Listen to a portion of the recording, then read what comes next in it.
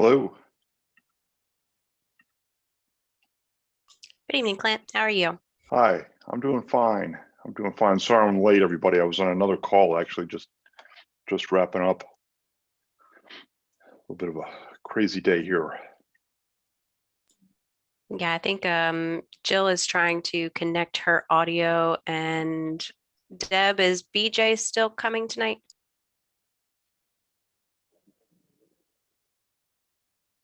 As far as you know?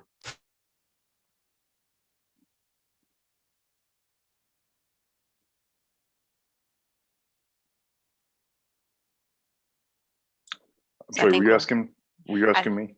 I think we're still missing two commission members, BJ Getz and why is his name slipping my mind? One second. Mr. Semler. Yes, sorry about that. I'm sorry. As far as I know, yes, both BJ and Jeff are attending. I didn't hear otherwise, and I just checked my email. So, yeah, as far as I know, they're coming.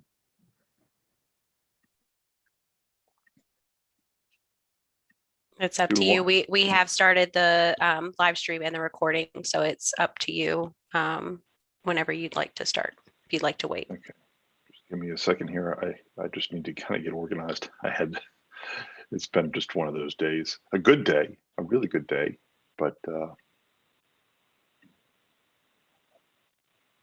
playing catch up. Megan, this is Jill. Can you hear me now? Yes, I can hear you. All right, thanks. All right, well, we'll go ahead and get started. Good evening, everybody, and welcome to the Washington County Commission workshop meeting.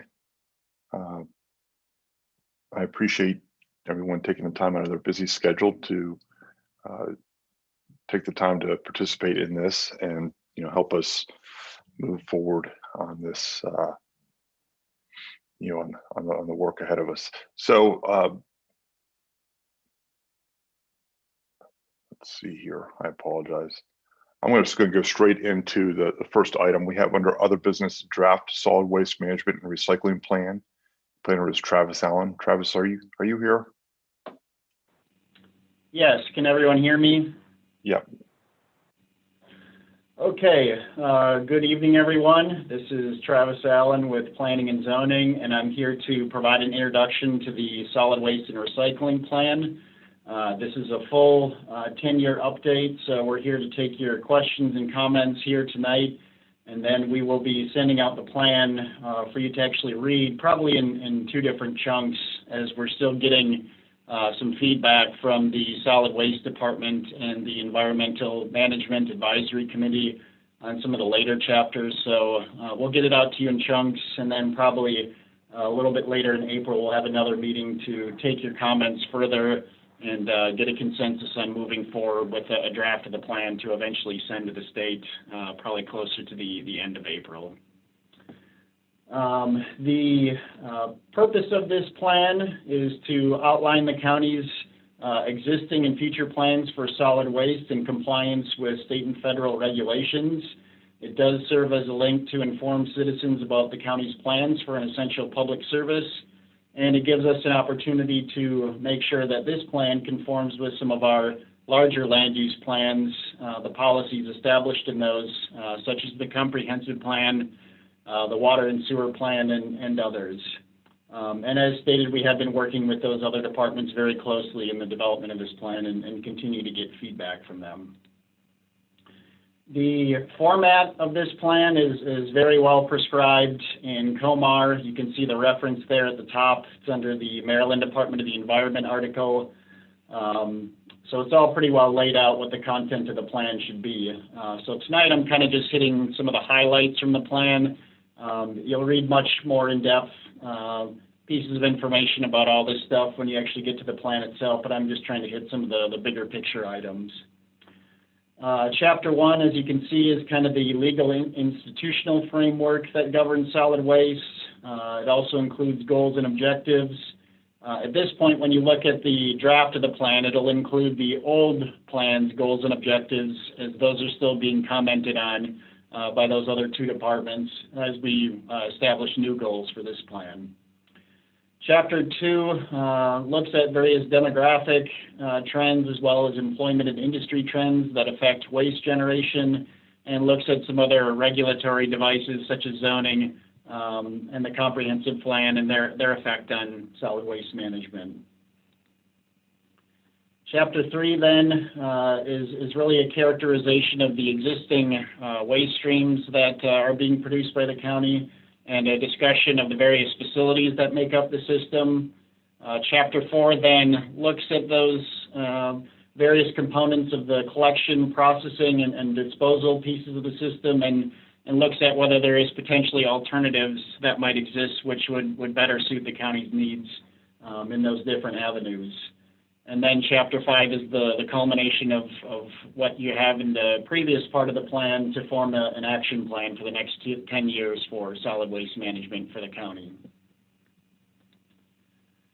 Okay, so again, Chapter 1 is kind of the legal and institutional framework, and in the next slide you can see kind of the hierarchy of how this is managed in the county, and I have a feeling most commission members would already be aware of this, but most of it does fall under the Division of Environmental Management, which includes both solid waste and recycling, as well as water quality.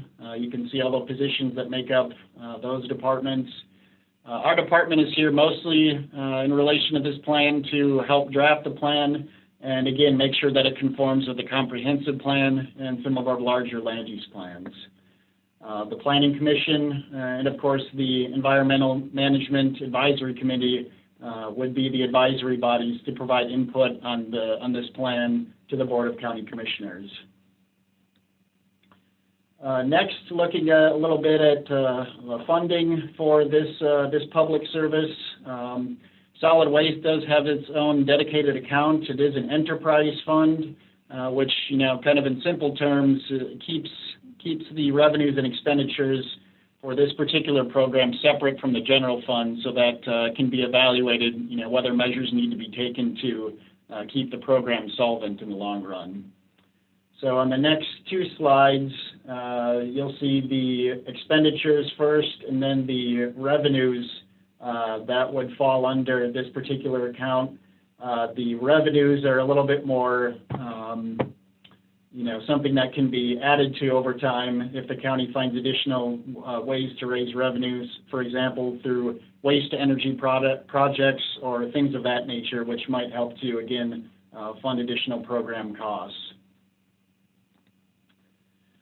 On the next slide, I think it's important when you read the entirety of this plan to realize that solid waste management kind of exists on a whole hierarchy of different treatments for how to deal with all these different waste streams. I think we kind of always fall back on the notion that, solid waste management in the end is things that end up in a landfill, but it's very important to try to the greatest extent possible to pursue these other measures that help to divert some of that waste from being landfilled before it gets to that point. So whether that's changes in product design and manufacturing that can help you reduce some of the waste at the source, or reduce packaging, for example, is a big thing in this day and age, to try and reduce that, or buying more durable materials, using them for longer. All that kind of falls under that source reduction and reuse category. Recycling and composting, I think people are more familiar with. And then again, energy recovery, kind of falling again under that whole waste to energy umbrella, in which you're trying to reclaim some energy or other usable materials from these waste streams before eventually they are finally landfilled through various means. So these principles kind of help to guide the development of goals in this plan, as well as the actual plan of action for the types of programs and initiatives the county should be undertaking for the next 10 years. Next, Chapter 2, again, we look at some different demographic trends and zoning and some other factors. On the next slide here, again, mostly what we see in that chapter is population projections, as well as industry employment trends that do have some effect on waste generation rates. the chart that you see at the bottom there, I put it up just as kind of an illustration that these projections are our best estimate based upon the available information at the time, but a lot can certainly change over the course of time when you're looking at these metrics and, again, how they would affect waste generation. On the left-hand side would be something close to county projections, which take the 40-year average of the county's population growth between 1970 and 2010. And you can see the second bar there would be for 2020. You can see 159,224, and that number, plus the Maryland Department of Planning's old projections, were much closer to what we expected the county's population to be by 2020, projecting prior to this year. In the MVP side, you can see the 151,800.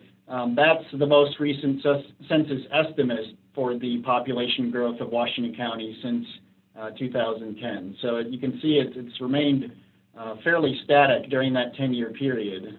So again, just to kind of point out that these are what we use to estimate waste generation rates, but between various economic trends that start happening, as well as pandemics and all these other things, things can definitely change from what we expect and project in these plans, but they are based upon our best available information at the time. All right. In terms of zoning's treatment of solid waste in the county, at this point, sanitary landfills and other solid waste facilities would be allowed only in a established rural business zoning district. So I think most, if not all, members of the commission at this point have been through that rural business rezoning process. It is beneficial in the sense that both between the meetings that are held for the Planning Commission as well as those held with the Board of County Commissioners, it does provide an opportunity for public comment to provide input on the siting of these facilities and any potential impacts on adjacent land uses. So they do have to go through a full rezoning process to be established in the county. Further protections, as you can see in the bottom, are related to these distance requirements from various residential use districts. Moving on next to Chapter 3, which again is a characterization of the existing waste streams and a look at some of the facilities that make up our system. The next slide, you can see all of the different waste streams that we are required to track and report to Maryland Department of the Environment. The Solid Waste Department is both on an annual basis and then within the confines of this plan. The Solid Waste Department submits tonnage reports to MDE on a regular basis related to these waste streams. Next slide is a kind of a snapshot of the solid waste stream in 2019. You can see that the biggest waste stream is kind of a mixture of residential and commercial loads. Because the county system is done by private haulers who are often picking up different loads, which in the end up having to be generally mixed together instead of segregated. It's sometimes difficult to report, exactly how much of that, when it's delivered to the landfill, belongs to residential or commercial. But based upon the solid waste department's teasing out of these numbers, in 2019 it was about 60% residential and 40% commercial under that overall mixed waste stream. You can also see that recyclables make up a large portion of the total waste stream, many of which the county is able to divert. And in the left side of the chart there, interestingly, in 2016, the state of Maryland had a statewide waste characterization study done. And in that waste characterization study, the 40 West landfill was one of the sampling sites, which was fortunate for us. And in that study, the largest waste stream that they found during sampling was actually for construction and demolition debris. So these snapshots and this data kind of gives you an information of, what are our biggest waste streams? Is there potentially ways that we could divert or make use of some of these waste streams so all of it doesn't end up being landfilled? And that data kind of provides you that basis to make some of those decisions. Moving next to next slide, a little snapshot of recycling. You can see between 2010 and 2018, the county achieved a 50.8% recycling rate, which is well above the statewide mandate for a 35% recycling rate for counties with a population greater than 150,000 people. You can see in the table there that paper is the most common recyclable. Various types of paper, including corrugated cardboard, would make up that whole waste stream. But you will notice between 2017 and 2018, and likely will appear in the data this year as well too, our recycling numbers did drop quite a bit between those years. And I'm told by our recycling coordinator that that is due both more recently to effects of the pandemic, to being able to get data from businesses and get numbers reported to us, but also due to some pretty significant changes in international recycling markets. China in specific has stopped accepting a lot of international waste, and so it's kind of throwing the whole market into chaos, which includes places like Washington County in terms of its effect on all these different local jurisdictions. So we'll see how the county does with recycling in the future, but that's definitely a factor that is likely to continue having an impact. All right, next slide is just kind of a snapshot look at some of the projections for these various waste streams that we have in the plan. The first 2-year columns, 2019 and 2021, were given to us by Maryland Department of the Environment, and then we're kind of just projecting outward using the average annual rate of population growth to look at how these waste streams might grow, and again, what we'd have to manage and contend with going into the future. So this is kind of just a snapshot look at what some of these waste streams have been and will likely be in the future. All right, next is a brief look at some of the facilities that make up our solid waste system. Of course, everybody would be familiar with the 40 West Landfill, which is the major solid waste facility in the county. That includes, at this point, both sanitary and a rubble landfill, although the rubble landfill is actually slated to be permanently closed in the next few years. It's been inactive for a number of years due to state regulatory changes in some of the physical requirements of those places, so the Solid Waste Department is initiating the process of formally closing that landfill. But the 40 West Landfill also includes recycling, composting and transfer facilities, and based upon the current space available, the Solid Waste Department estimates that there is 50 years worth of space remaining in it. Next, you have the 4 different transfer stations located around the county, and these are very important solid waste facilities, especially for serving all the different unincorporated areas of the county, which may not be able to get to 40 West Landfill for their trash and recycling needs very easy.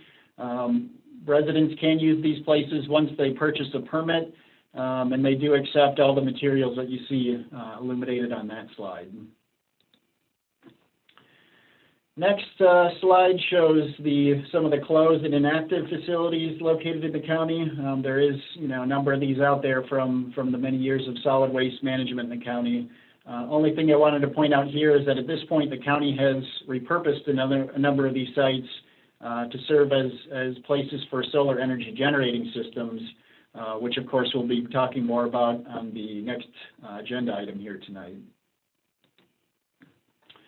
Moving on then to Chapter 4, that's a look at potential alternatives to our current solid waste management system in collection, processing, disposal, and all these other little pieces.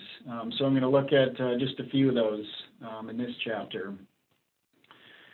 One potential collection system, which is kind of part of the existing system in the county right now, is the free enterprise system, in which waste is collected by private haulers who contract with individual clients, be they homeowners, HOAs, apartments, businesses, etc. Those private haulers do have to secure a license from the county and operate according to the requirements of the solid waste collection licensing ordinance. This system has the advantage of being able to meet specialized needs of individual clients. It requires minimal involvement from the county, and it does encourage the development of private business.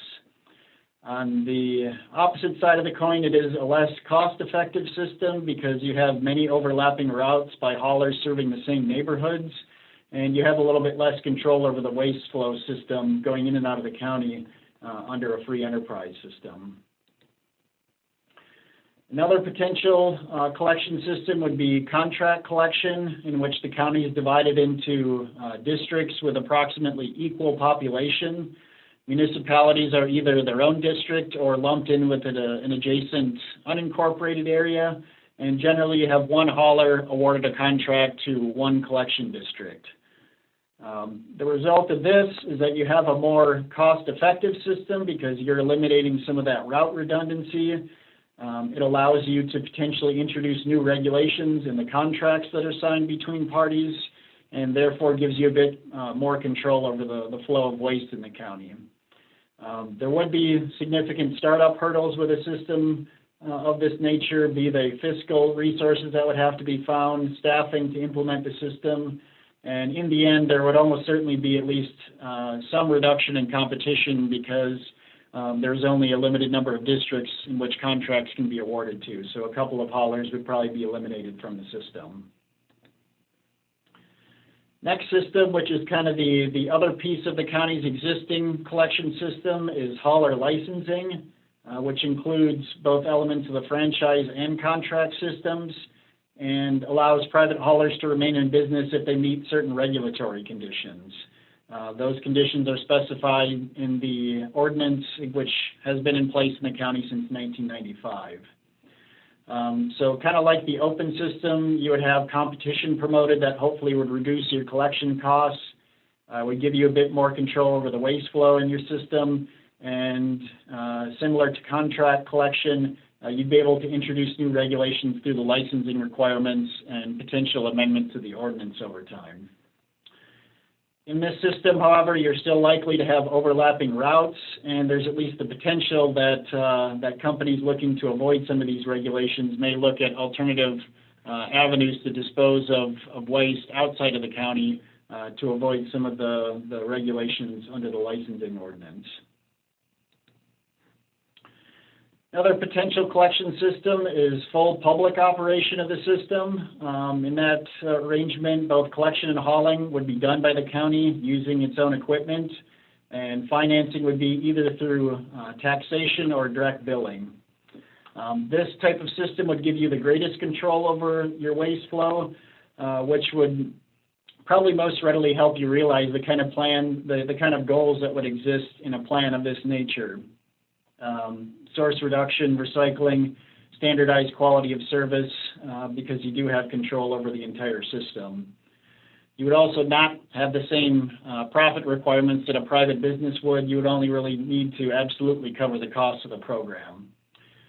Of course, on the flip side, this would completely eliminate competition because you would only have one provider, and in the end, it might potentially be a more expensive system due to salary and benefits and a whole host of factors that kind of go into everything. And you would have to put in some pretty large capital expenditures to both implement and then continue operating the system. One system that's been adopted throughout the country and in a lot of places around the world too, to kind of manage some of these challenges with collection systems, which brings in both the collection and billing aspects of it, is a system that's called pay-as-you-throw. So under the standard base rate system that we have now, haulers charge a flat monthly fee for waste collection regardless of how much or how little waste people are disposing. So there's really no incentive for people to reduce the amount of waste that they're actually disposing. Under this variable rate system with pay-as-you-throw, consumers are charged based on the actual amount of refuse that they put at the curb each week. So as that increases or decreases, cost to the individual do correspondingly as well too. So in that way, waste disposal is treated like any other utility in that a household pays for the amount of service that it uses. The advantages of this system, as you might imagine, are that almost invariably you see significant increases in recycling and reductions in waste disposal due to the economic incentives pushing people in that direction. It helps to generate other revenues to cover program costs, gives residents more control over their bills, and is really a much more equitable system because people who are disposing less aren't necessarily then helping to subsidize the costs of people who dispose of more. On the other side, again, the system of this nature would be a significant hurdle to get up and running, both in the development, the implementation of it, and maintaining it, both in the collection and billing aspects of it. The collection system tends to have many different size containers depending on the type of subscription a person has. So it would be a bit of a challenge to get it all up and running, but once it was, it does offer significant benefits to some of these other collection models. Okay, moving next to just kind of briefly touching on some potential alternative technologies that exist for, landfilling, recycling, and some others. I'll say before we look at any of these that I'm not an expert on these technologies. I've elaborated on them a little bit further in the plan based upon my research, but if you really want an in-depth description of how some of these things work, I would definitely recommend talking to the folks in solid waste who would be able to probably give you a much more elaborate description. But I just wanted to touch on them here as potential alternatives to our current technologies. So in terms of alternative landfill technology, one thing that the county has looked at is the process of introducing anaerobic digestion to landfills, which through the recirculation of leachate and various other methods helps to speed up decomposition within the landfill cell. One of the byproducts of that whole system is the production of methane gas, which then, if you have a recovery system available, provides you with a usable economic product that can be used on or off premises to help, again, fund solid waste programming. The end result of that is at least potentially the reduction in your leachate costs, preservation of the life of the landfill through increased decomposition, and again, you have a gas product that you have potential for sale to a larger market as a result of this technology. All right, next, again, kind of returning just briefly to the reuse of some of these landfill sites. We talked a little bit about solar energy generating systems that the county has pursued at various closed landfills around the county. In other locations, they have also installed wind turbines on some of these locations for energy generating projects. And alternatively, many of these sites have been converted to parks and open space uses, and I'm told that Pinesburg Softball Complex is actually located on a closed example, so thereby illustrating a successful example of reusing these spaces that are already in public ownership and putting them to a viable long-term use after you've closed these facilities and there's no real use for it to be continued as a solid waste management facility. So lots of potential options with these kind of technologies. Another alternative in terms of recycling technology would be municipal solid waste composting. Right now, the county presently has a very successful yard waste composting system. But at this point, both the 40 West landfill and in most places around the country, there hasn't been the ability to recycle larger organic waste through these larger composting programs. And that ends up presenting kind of a big opportunity if people are able to kind of figure out the technology, because as you can see on the slide there, MDE estimates that 30% of all municipal solid waste is compostable. Further as well, in that 2016 waste characterization study statewide, at 40 West landfill, they found out that 18% of our total waste flow was organic materials. And of that 18%, 11% was food waste. So there is huge potential that if you can figure out how to make this work economically and, fit in with the surrounding land uses, that you can make major diversions to your waste stream from ending up to be landfilled at the end of this whole system. The hurdles that have prevented it from this point, you can kind of see at the last bullet there. So significant things that have to be, significant challenges that have to be figured out, both in the state of Maryland and elsewhere, but there is a number of these facilities now operating in Maryland, so it's at least possible that some of these markets might continue developing further and make this a viable technology for Washington County.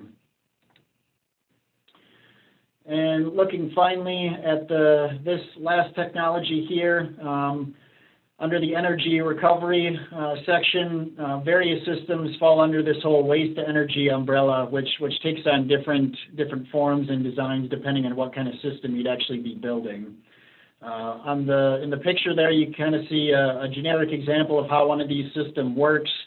Waste is brought into the tipping hall. It goes through a sorting process whereby recyclables and other large non-recyclable goods are kind of screened out, and then the rest of it is incinerated, producing electricity and also producing kind of both some air emittance and also an ash waste that most of the time can be landfilled.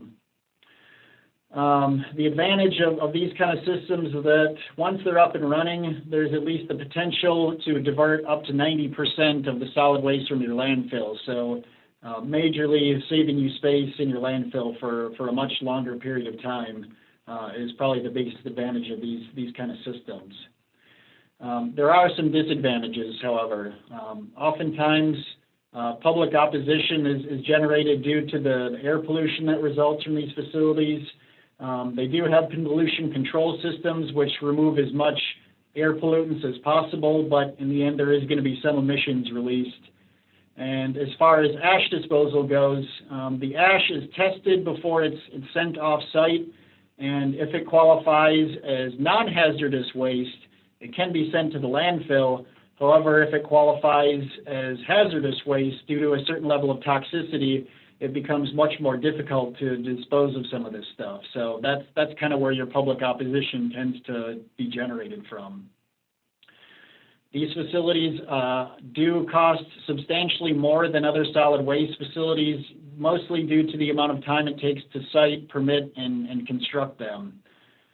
And finally, while these facilities are net energy producers, they do not produce energy on the same level as a traditional power plant. So there's kind of some positives and negatives to systems like this, which of course is something that the county has looked at in the past and is continuing to look at in the future too as potential options.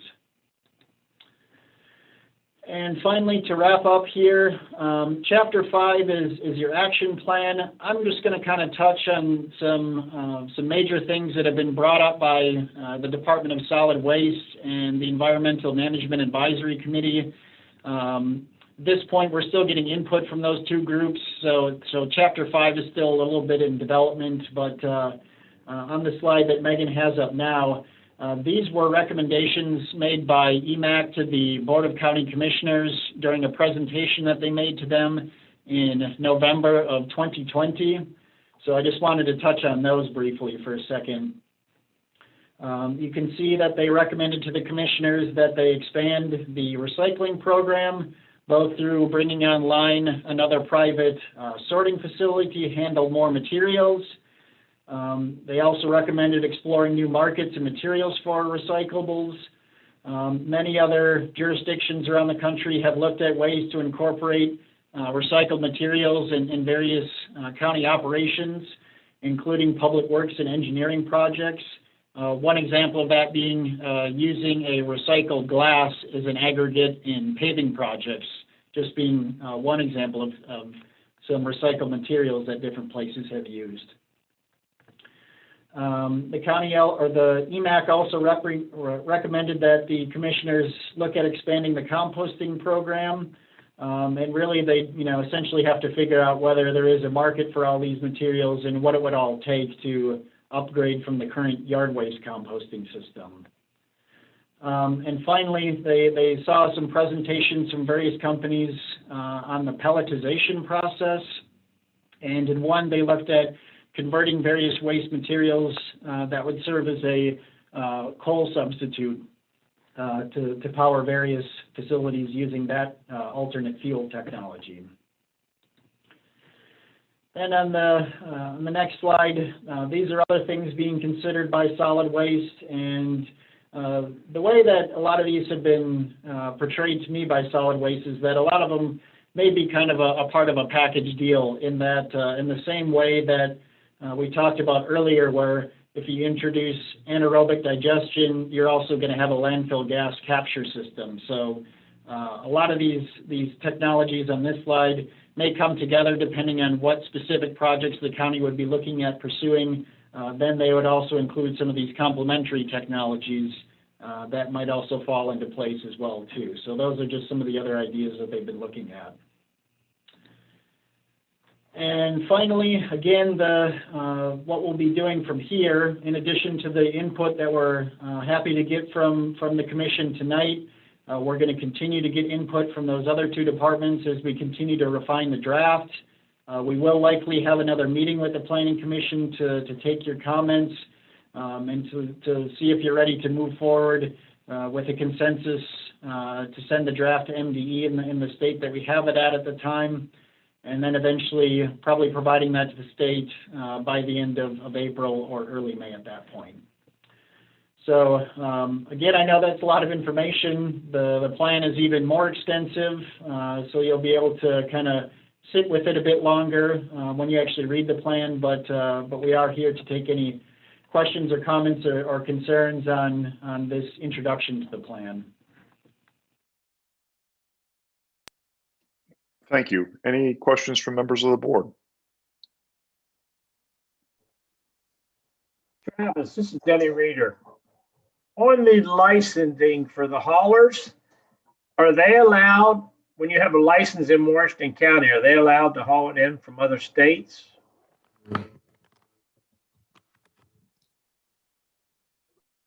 They are not. The solid waste facilities in Washington County only accept waste from Washington County. Of course, that's to preserve space in our landfill for meeting the county's needs, which, in a lot of ways is kind of a double-edged sword, because we're preserving that space, but you're also missing out on some of the tipping fee revenues. But most public solid waste facilities, from my understanding, tend to mostly have that requirement, at least in Maryland.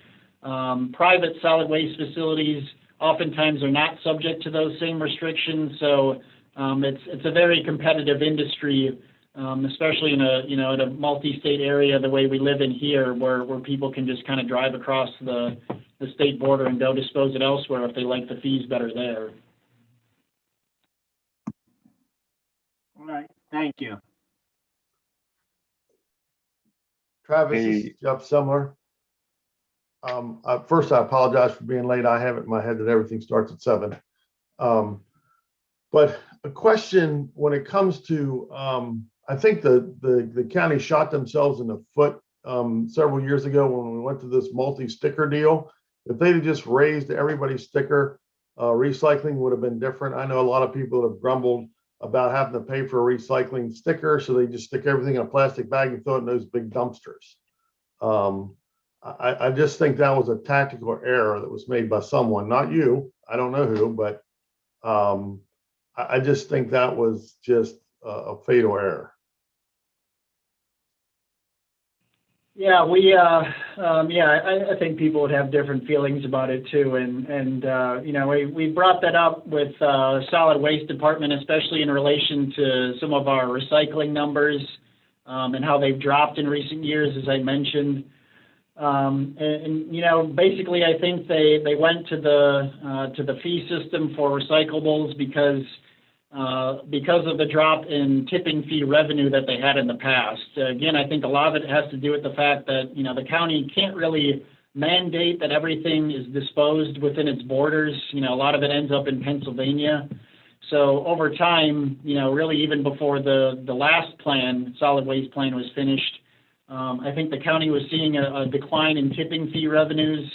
So their solution at the time was to add some of these additional fees and charges for recycling and for other programs, because some of those tipping fees that in the past covered programs like recycling were no longer doing it anymore. So, I think it kind of helped them to shore things up, at least temporarily financially, but it definitely did have some side effects as well too, which are a little bit less positive.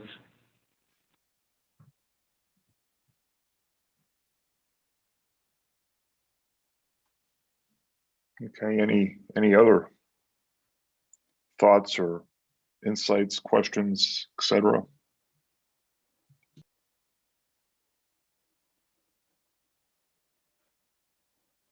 So Travis, are you looking for some sort of, action from the commission this evening on this?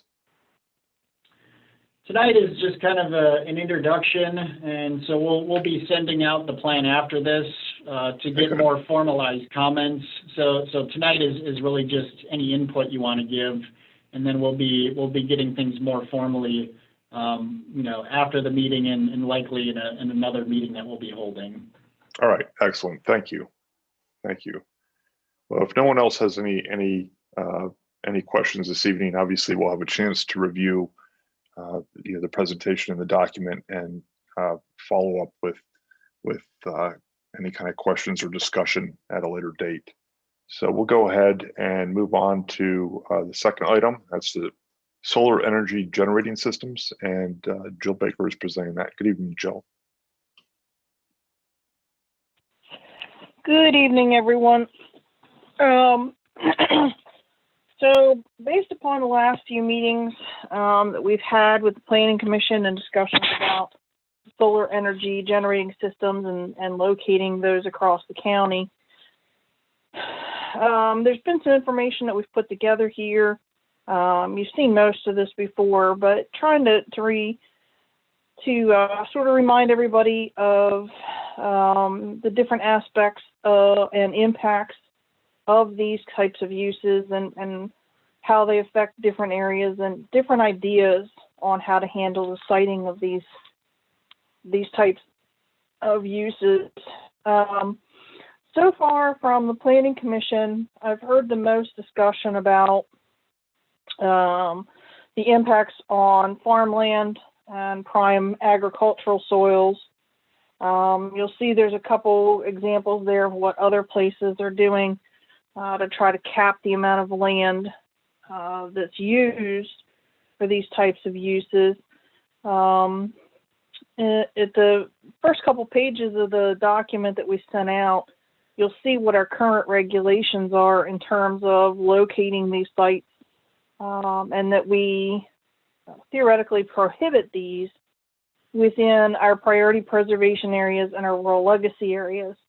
We're very sensitive to those. We want to target those areas for as much preservation as we possibly can to keep in line with efficient expenditures and building larger blocks of permanently preserved lands.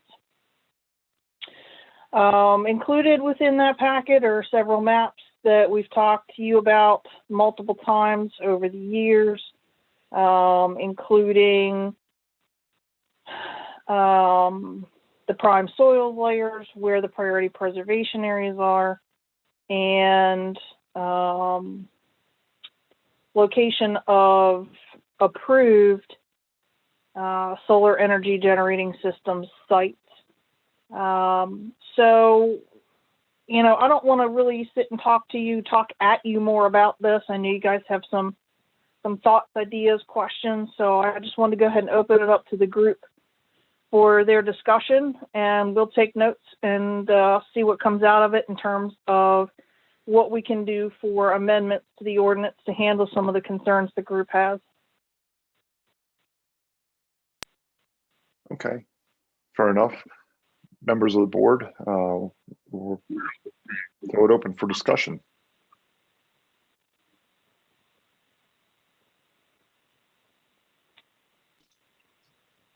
Joe, I have a question. I see that other counties have different criteria, regulation, limitation, whatever you want to call it, Can the Public Service Commission still trump those?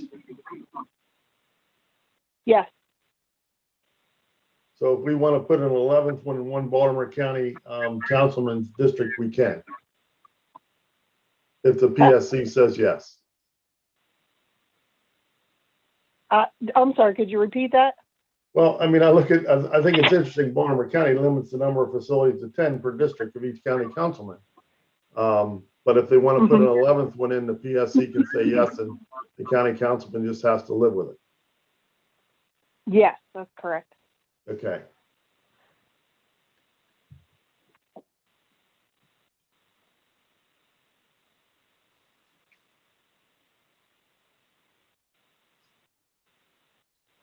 So yeah, there's sort of in lies the rub. Like I said before, there is legislation right now in the Maryland General Assembly to give the counties a little bit more, I'm going to say, preliminary review of these types of uses, so that we can get our 2 cents in before these companies put in an application for their certificate of public need. I don't know where that legislation is right now, I'll be honest. I haven't been able to follow it recently, but I know it's in there, and it will likely get passed. I think there's a lot of support for it, because really all it does is that it gives counties an upfront view of the application before it gets submitted to the Public Service Commission or the PSC. Ultimately, the end result is the same. The Public Service Commission still has the ultimate authority in determining the location of these based upon what comes out of county review and out of the Department of Natural Resources review. I will say that to date, all of the meetings that I've been to and hearings that I've listened to, the law judges for the Public Service Commission have been fairly sensitive to areas that are fairly explicit in their reasoning for prohibiting these types of uses in certain areas, i.e., for us to say we have long-term land preservation goals that have been in place long before the idea of solar generating systems. We established the priority preservation areas. We have a long-established rural legacy area. And I think the PSC law judges are extremely sensitive to that. And I also believe that the solar companies themselves are, for the most part, sensitive to that. I think what you're seeing now is there's a lot of what I'll call spam mail, for lack of a better term, where, these companies are just trying to blanket the area with letters to large landowners to see if they would even be interested, first of all. And then if there's an interest shown, then it comes down to their due diligence periods. How interested are these companies really? Are these good sites? Are they well-facing sites? Is there problems with, tree cover or other issues on this site? Are there issues with how close they are to other uses that are incompatible? There's a whole litany of things that these solar companies have to go through, how in proximity to the power grid, and whether or not they can even connect to the power grid, and how all that works. And I think David Klein kind of tipped on some of the other issues that go along with this in terms of,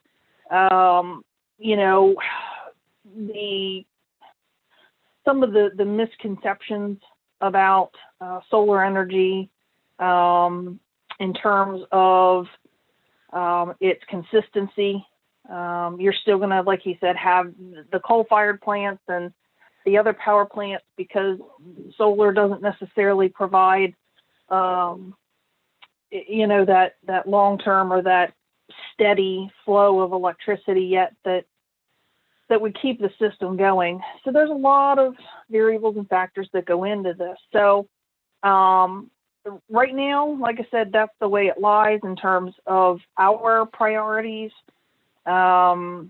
We do have it labeled as special exception uses in the rural areas. So far, we have had success in having these companies go through that process. So there is a public hearing process at least where people can comment and bring up concerns. Those concerns are then relayed to the Public Service Commission as part of their hearings.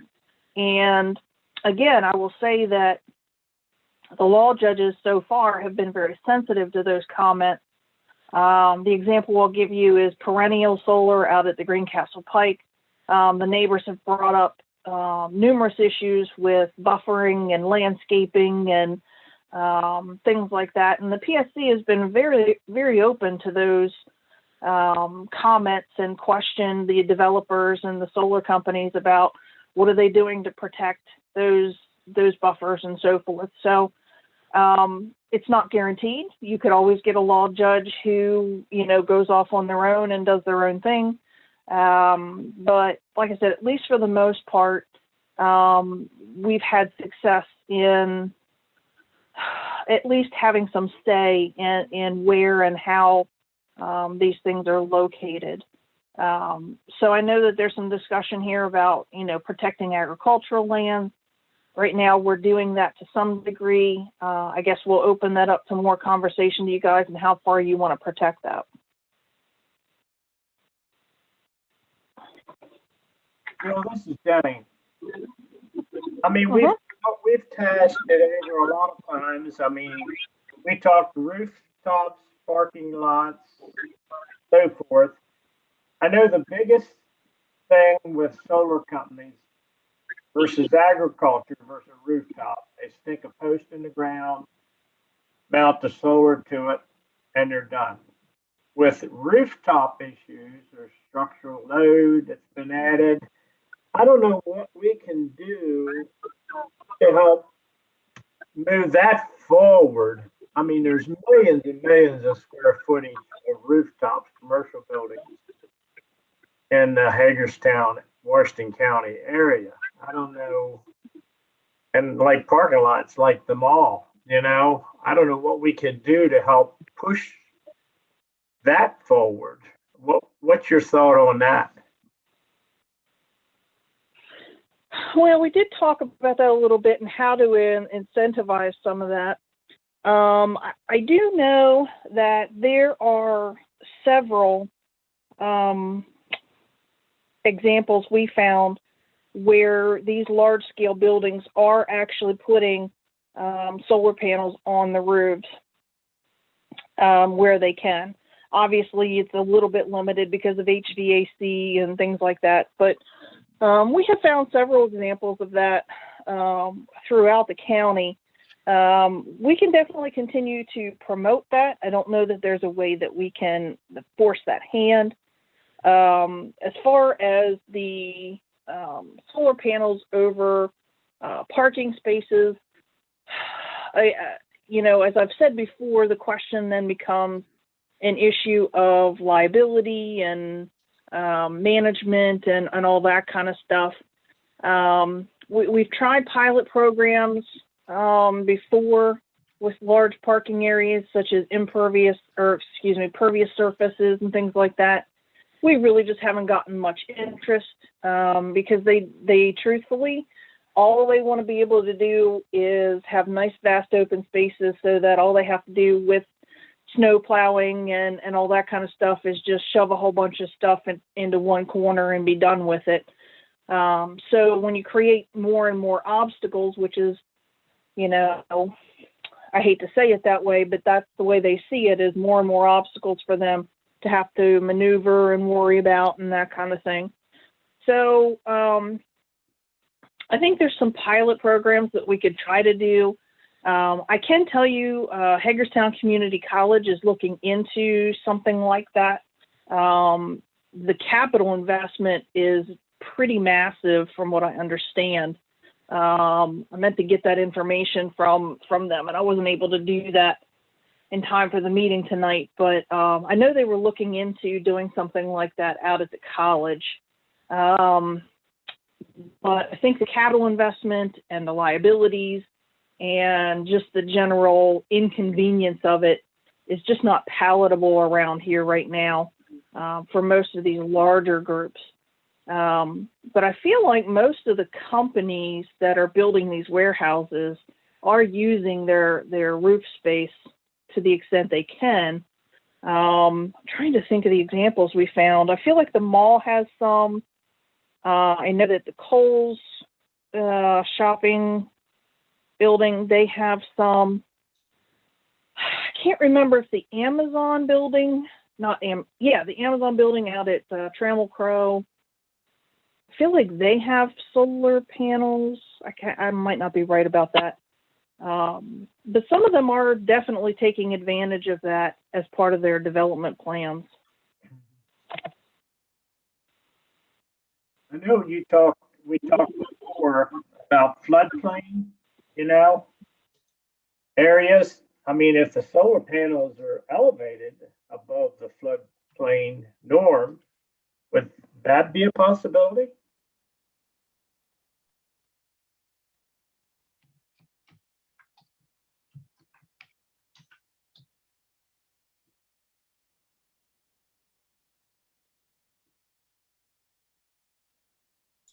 Jill, I did have to mute you because you were having some audio issues. So you might need to unmute yourself.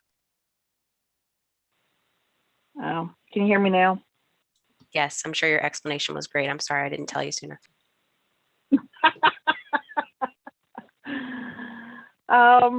Yeah, we talked about that before, the floodplain issue. I think we could probably do something like that. The question is, to what capacity could you do it?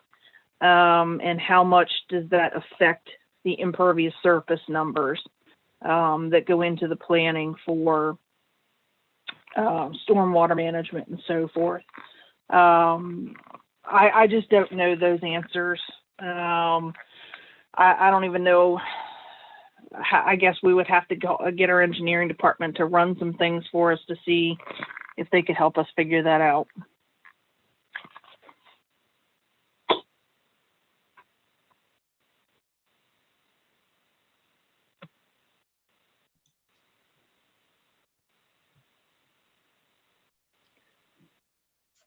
Jill, was the HCC looking at parking lot solar or putting it on their buildings?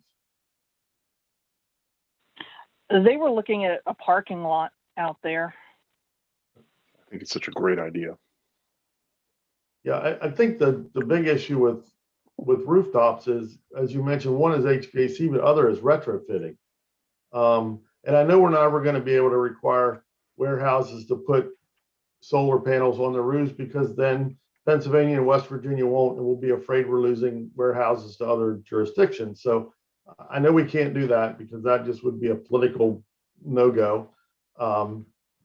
But I think there might be, there's 14 acres that under roof out there at Amazon at the airport. There's not a panel on there yet. I'm not saying they're not going to put any on there, but I live within view shed of that facility, and to date, there's not.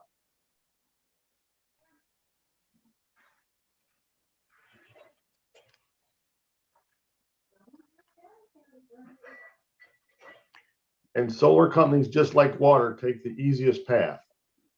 So sticking pipes in the ground is much easier, and they won't even use rocky old terrible soil, because then they got to drill holes.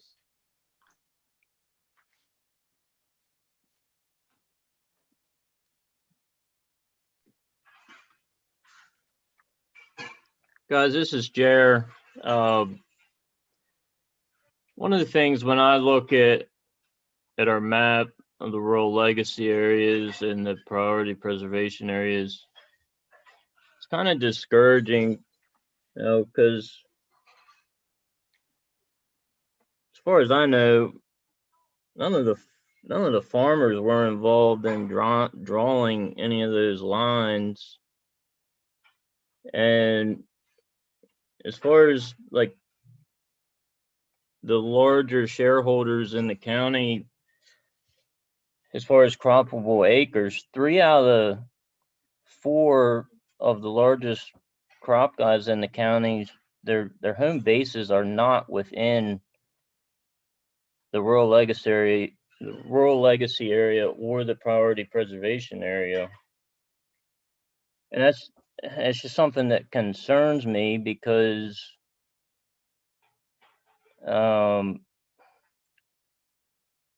that's pushing solar right in our back door, right in the back door of the largest operations that have the most investment in trying to stay in this county and continue to farm. And that's where the solar is being pushed. So that's where I keep coming back to, what else can we do? Because yeah, we have those acres that are supposed to be protected, but those of you that are familiar with the farming dynamics and what operations are farming what acres, a whole lot of acres of our best farmland that are not within those lines. That's what concerns me. Can somebody remind me? I know we talked about it a little bit, and I can't even remember what the answer was.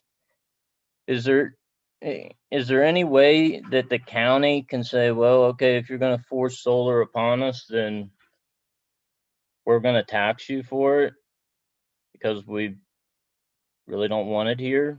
Is that a possibility? What would be involved in coming up with a tax?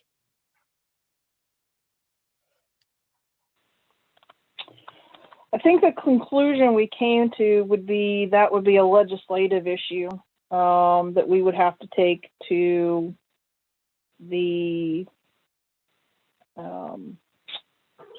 our local. Wow, my words are failing me. Our local delegation. We'd have to take that before them and get that in front of the General Assembly. I don't know of any existing taxes or fees or anything that we could tap onto that are in state law currently for solar generating systems. I'm just not familiar enough to know if there are any. I'm pretty sure it would probably take a legislative amendment, and that would have to come from the commissioners as a priority.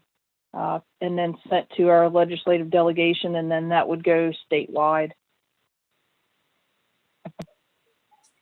Jill, this is Randy. I think you're right. I think it takes legislation to do that, Jared. Now, with that being said, you got to be careful where you tread on that, I think. And this is me talking out loud. I don't know where exactly how I would stand until I had all the information in front of me. But right now, they'll be taxed commercially, which is pretty heavy tax anyway. And I think my experience in the field is not as a commissioner, but as a real estate agent, is a lot of these farms, or not maybe a lot, you probably know more than I do about it, but a lot of these farms are private owned and then they're leased to people like you. And it's amazing how many I've come across that want to make all that money, what they'll pay them for 20 years or whatever, or to whenever they develop them into, just to hold the rights, whether it be wind or solar or whatever. And they like that. So I guess what the blowback you might hear was a person who owned that land gets disqualified because there's a legislation that raised the taxes enormously, and they might not think it's fair. Now that's just, again, me thinking out loud, but that might be something that would come up. And I don't know if there's if you guys have any thoughts on that. I mean, I'm all ears on this. This is a topic that interests me. But anyway, that's some of my thoughts on that. That some of the things you're going to hear, you take people's rights because they were eliminated because of a high tax on that would discourage a solar farm from doing that on their property. I think the other thing too, would be that you're going to run into problems if you have to go through a legislative amendment anyway, because of the renewable portfolio standard that basically puts the onus on the state and the PSC to have a percentage of renewable resources across the state by set dates. So adding taxes to renewable resources, energy sources, isn't going to be probably very palatable at a General Assembly level anyway, given the fact that they're the ones who have adopted this renewable portfolio. So I don't know that taxes is going to be the way to go, other than to say we did talk about the pilot programs, the payment in lieu of tax programs that occasionally come up before the commissioners. And I think that that's something that we can educate commissioners on in terms of whether or not they would approve those out in the rural areas. I think Randy brought that up last time. Is, you know, he was under the impression that, you know, it was just a way to get additional taxes because, you know, it was a win-win kind of thing. Not just for us, but they would get a slightly lower tax rate, but then we would get a slightly higher tax rate because, like he says, they're taxed commercially. So we would get higher taxes based on the commercial use versus the agricultural use. So the pilot program is another thing that we can definitely educate the commissioners on in terms of what that does to our agricultural land resources. And, you know, if you guys want to take a consensus to have a stand against those in a rural area, that's something that we can add as an educational piece to the commissioners and report to them that that's not something that the Planning Commission would support in future uses. I'm not aware of any that are on the horizon. It's possible, you know, I never know when they're going to pop through the door, but that's something that, you know, we could definitely talk about too.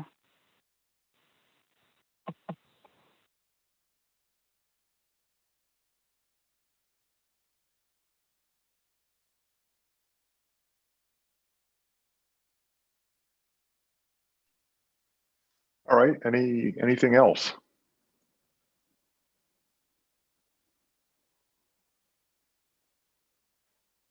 So Jill, you're going to get a copy of this to us as well, of the report?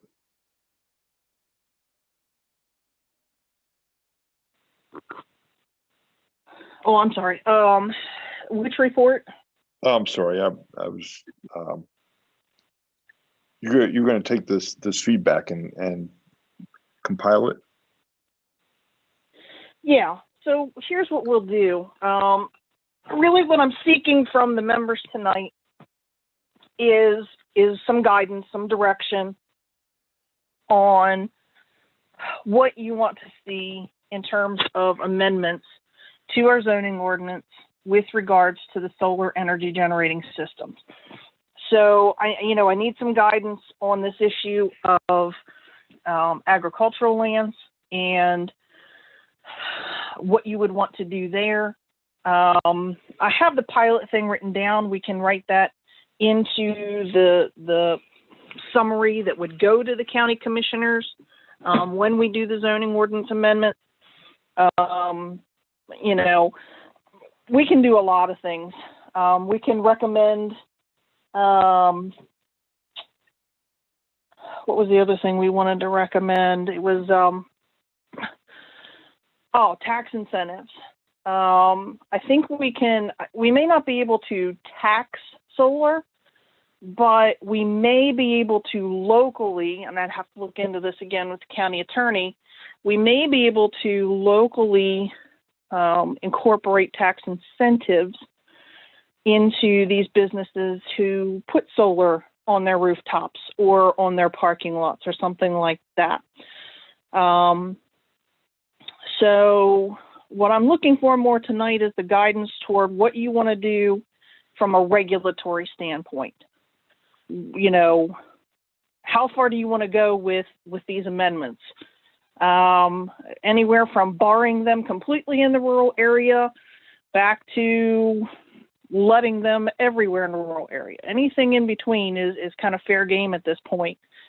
I just wanted to give you where our starting point is, and then kind of get a feel for where you guys want to go with this. Because the one thing that we have to keep in mind is we have to keep it a little bit open, because the Public Service Commission isn't going to go for, no, we can't have it in rural areas, period. I'm sorry, they're just not going to go for that, because there's just no reasonable expectation of these developers being able to do something. So, you know, I guess what I'm looking for is what is palatable to this group in terms of how far do we want to allow these types of uses, and what specific things are we looking for where we don't want them. Do we all agree we want to stay off of the prime soils? Wasn't that kind of the number one thing? So we talked about prime soils, which would be class 1 and 2 soils. If you look at the map, if Megan, you don't mind putting that map up for me, please. Class 1, 2, and 3 soils. That covers nearly all of the county. So the question is, do you want it period 1, 2, and 3 soils, or do you want it a percentage of class 1 and 2 soils? Or, you know, where do you want to go with that?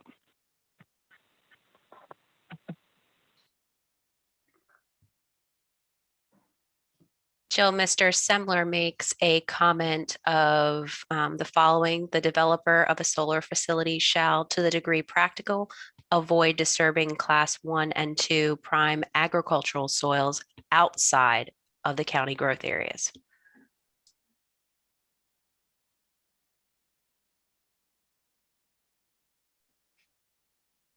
I like that. I like that too.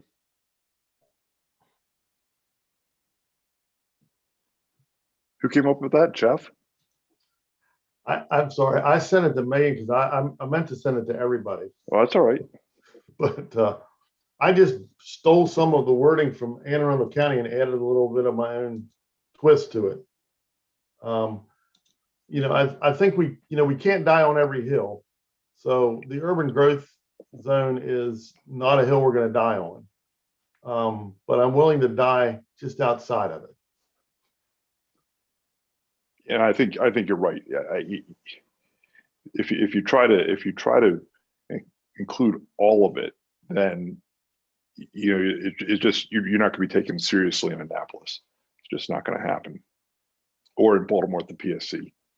So you know, I think that's the well-reasoned approach to this, is to say, hey, look, we're trying to direct everything as much as possible towards our growth, our urban zones and our high growth areas, and trying to preserve as much outside of those areas as possible. I think that can be, Jeff, I think you're 100% right. I think that's something that we can stand behind confidently and expect to get some traction with that, you know, with the PSC, and if we have any future legislative opportunities that could be taken seriously in that realm as well.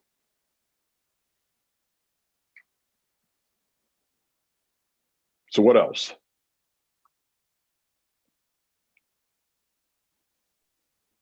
Jerry, you good with that?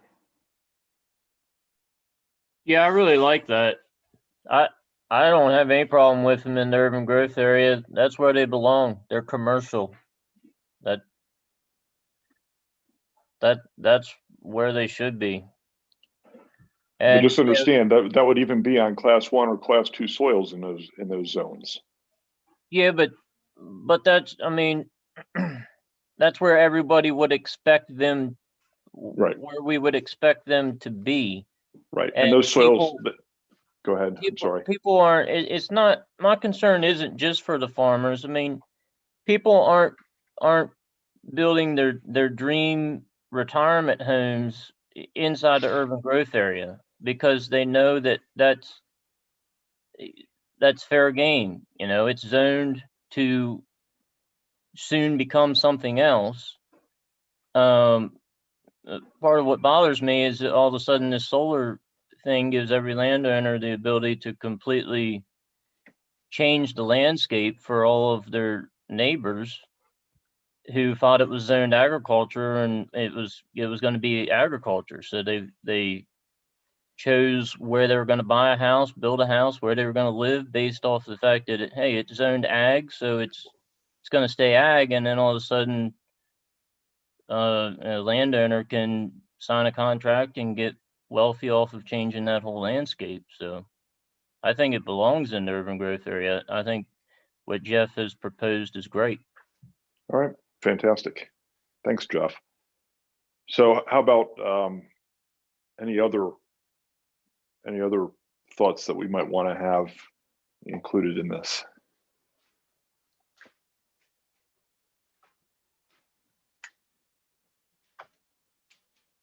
Jill, is that enough to kind of work from? Yeah, that's definitely something that we can put in the zoning ordinance to talk about those issues. Yep. Okay. So can we add, can we increase like the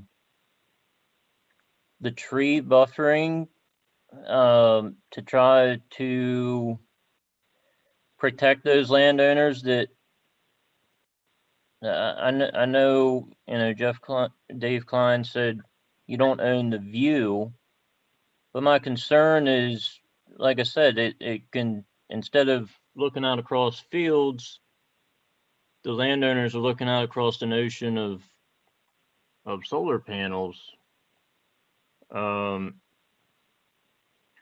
You know, none of us sitting here would want that to happen, but this has given our neighbors the ability to make that happen, and we can't do anything about it. And so my question is, can we put something in there that they actually have to plant trees around the thing? Obviously, they're not going to like that, because then the solar panels have to be so many feet away from the trees, but just more buffering so it doesn't mess with other people's property.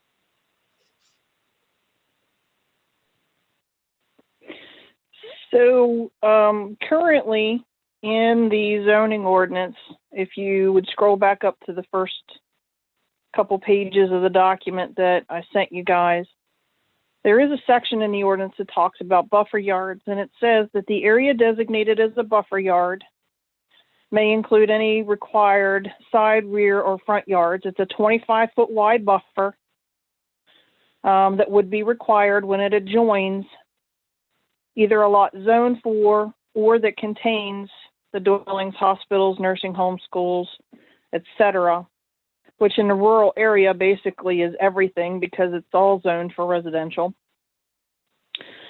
So the buffer yard then shall be screened with vegetative plantings. They'll be spaced so as to create an opaque screen between the adjoining land uses at a height of no less than 10 feet at maturity. And then it does allow the Planning Commission to reduce or modify that requirement if it doesn't make sense in a specific case for one reason or another. So we do have that in there. We could increase that buffer yard if you wanted to. We could get more specific about the type of vegetative plantings that you would want to see there.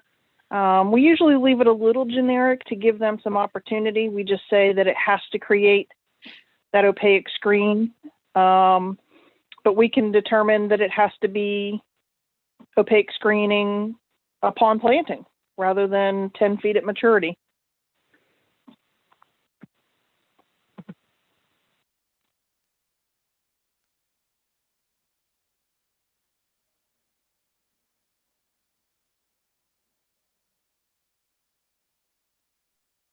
Does anybody else have any thoughts on that?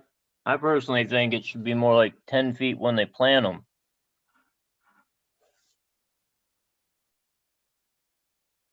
mean, I agree with the fact that some of the fields that I've seen around they're not opaque, they're transparent. I don't see any buffering at all. So if they started out with little trees, they never got very big. It will increase the cost because when you buy a tree that's 10 feet tall, it costs money. But you don't have to buy as many of them because you can space them so they're going to grow together.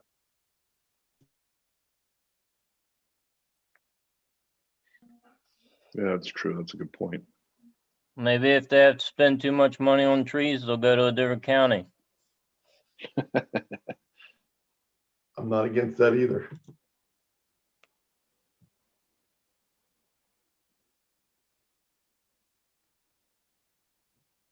Sounds good. I'm fine with it.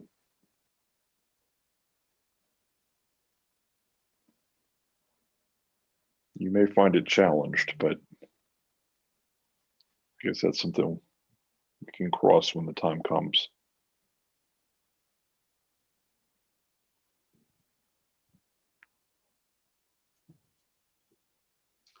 You need a motion to change that to 10 feet at planting instead of maturity. No, I don't need a motion. I feel like I have a consensus there from the group. I'll just include that because what's going to happen from this point is I'll take the comments that I'm getting here tonight and I will develop a set amendments to the zoning ordinance and present them in a draft form to the group before we go any further with it, before we take it to the public or anything. That way you guys can see it in black and white and know exactly what it is that you're putting out there.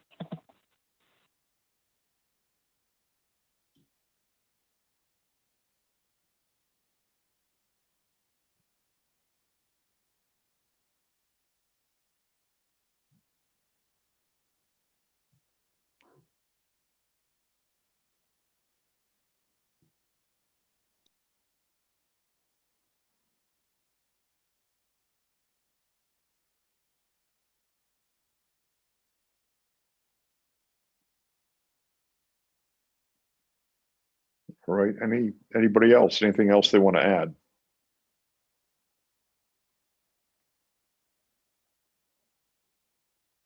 All right. Well, I think, Jill, we got you some pretty good input then on that.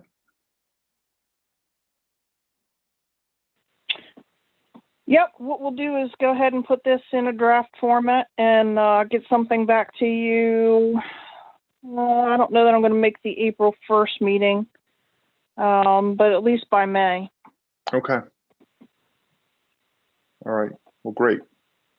Well, thanks, everyone. I appreciate you taking the time, the extra time tonight to come and go over these two important sections. Yep. Thanks, Jill and Travis and Megan. Thank you.